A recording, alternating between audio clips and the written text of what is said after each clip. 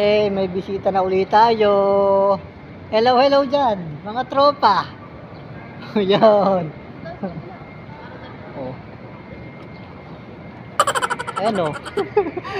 Palaruan ito ng mga bata at pwede rin naman ito sa matatanda. Wag lang yung matataba. Makikita na naman ito ni Kulay. Sasabihin na pasama.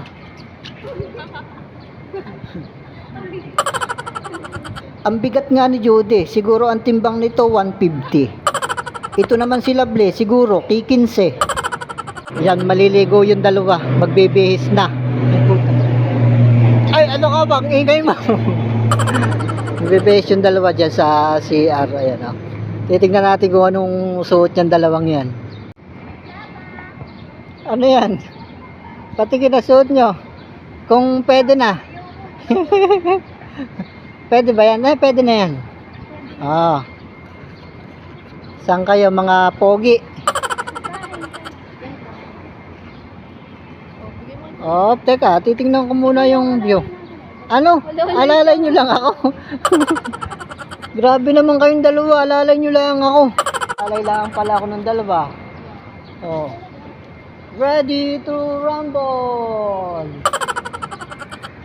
Wala, tigadala lang ako nung bag nitong dalawa oh.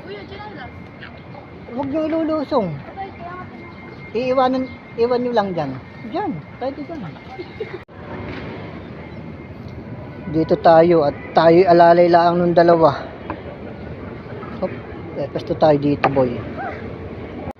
Ito yung view dito sa shore. Tingnan nyo naman kaganda boy. Oh. Enjoy talaga dito, Brad. Kung malapit-lapit lang kayo dito sa Pasay, ay ano pang inyong hinihintay? Parang nakapunta na rin kayo nito sa Boracay. Ayun, dalawang pato. Ito yung dalawang pato, titingnan natin. Parehas hindi ito marunong maglangoy eh. Itong dalawang ito. Ayan oh. Dapat kayong dalawa doon naliligo sa paliguan ng mga bata. At hindi kayo marunong maglangoy eh.